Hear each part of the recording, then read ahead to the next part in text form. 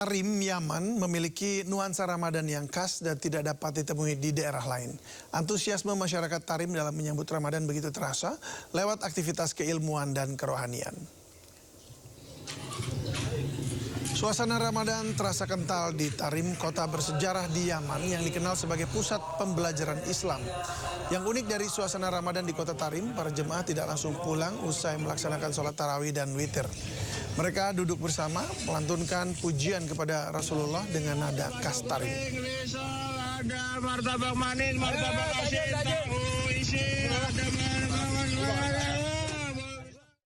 Ya, untuk mengetahui selengkapnya terkait pengalaman selama Ramadan di Yaman, sudah bergabung bersama kami Ahmad Kamil, mahasiswa Indonesia di Tarim, Yaman. Selamat sore waktu Indonesia dan selamat siang waktu Yaman, Mas Kamil. Selamat sore, Mas David. Siap, terima kasih Mas sudah bergabung bersama kami. Ini pengalaman puasa tahun keberapa Mas di Yaman? Untuk tahun, alhamdulillah sekarang lumayan sih Mas, sudah tahun kelima. Wah, udah tahun kelima ya. Iya. Ini apa perbedaan yang paling mencolok antara Ramadan di sana dengan di sini, di Indonesia? Sebenarnya kalau boleh diringkas, beberapa perbedaan yang paling berasa banget sih nomor satu, kalau baru pertama kali datang tuh yang pasti cuaca, Mas. Mungkin cuacanya tuh pretty much kurang lebihnya sama kayak di Saudi. Jadi dia kalau nggak panas banget atau nggak dingin banget.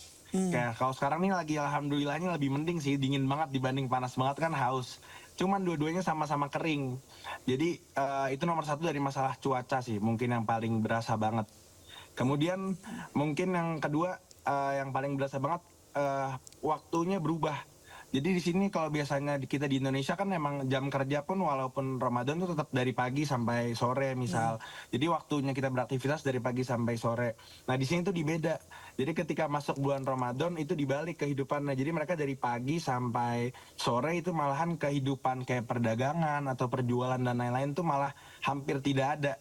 Mulai berjualannya atau mereka mulai beraktivitas mulai dari sore hari setelah asar sampai kurang lebih menjelang sahur lagi. Itu sih Mas mungkin perbedaan gitu? yang benar-benar paling berasa. Terus Iya.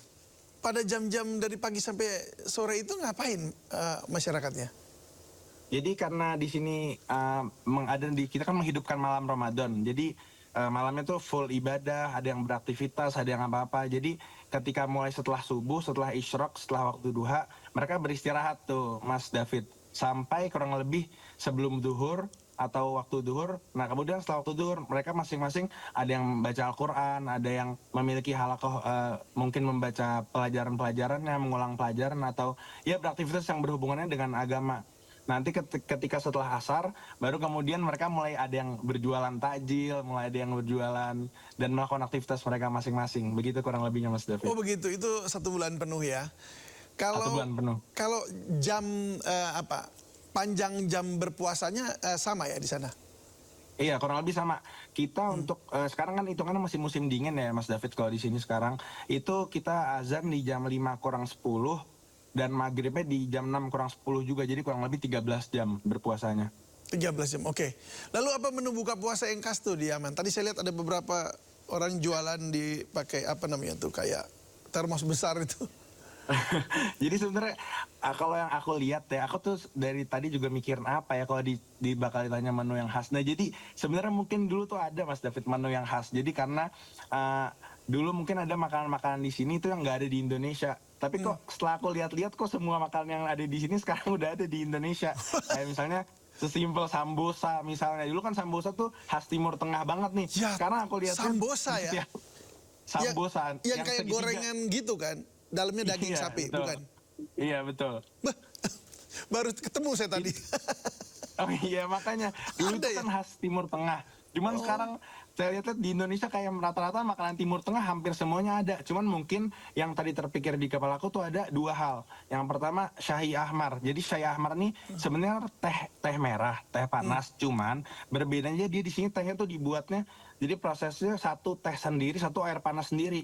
Nanti tingkat kekentalan yang diinginkan sesuai kemauannya konsumen. Jadi karena di sini mereka menggunakan teh itu untuk menggantikan posisi kopi.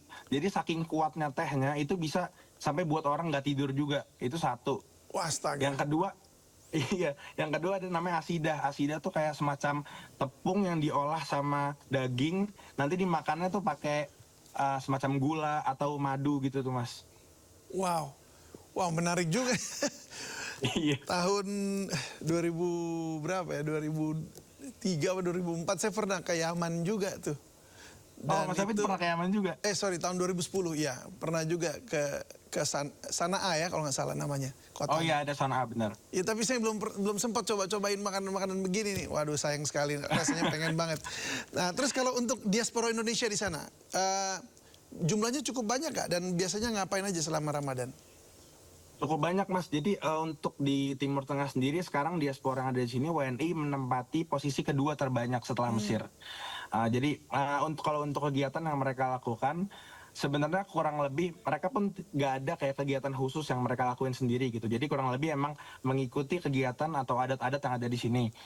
Salah satu kegiatan yang paling menarik yang diaspora di WNI di sini suka lakukan karena termasuk menjadi keunikan puasa di sini di Ramadan di sini adalah jadi ada namanya taraweh hopping lah sebutannya. Jadi kalau bahasanya nge-push rokaat taraweh. Jadi di sini itu kita jadwal dari setiap masjid itu berbeda-beda Mas. Jadi misalnya di salah satu masjid namanya Masjid Sultanah itu mulai sholat tarawih jam 8.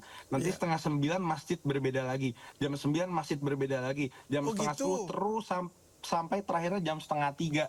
Jadi makanya rata-rata di 10 hari terakhir di malam-malam ganjil kan disebut kemungkinan Lailatul Qadar. Mereka mengejar sampai satu malam tuh bisa 100 rakaat taraweh, Mas David. Wow, itu berantai jadinya akhirnya ya. Berantai, iya. Jadi memilih jadwalnya karena kan ada jadwalnya. Iya. Di sana ada kayak di Indonesia nggak gitu? Pawai obor gitu. Ada tapi ketika dekat-dekat Id nanti akan ada tetap kayak gitu. Gitu. Terus tapi tetap memang mereka nggak meninggalkan keindonesiaan ya, maksudnya kita di sini tetap ada organisasi misalnya Jawa Tengah, Perkumpulan Jawa Tengah, Perkumpulan Jawa Timur, Perkumpulan Madura dan lain-lain, dan mereka tetap mengadakan semacam bukber lah, silaturahmi sesama warga Jawa Tengah yang ada setempat, warga Jawa Timur, Banjarmasin dan lain-lain. Wow, baik, menarik ini, menarik. Baik kalau gitu Mas Ahmad Kamil, ini terima kasih banyak ya sudah berbagi bersama kami mengenai Ramadan di Yaman. Selamat menjalankan ibadah puasa di sana. Salam sehat. Terima kasih banyak juga Mas David atas waktunya. Terima kasih.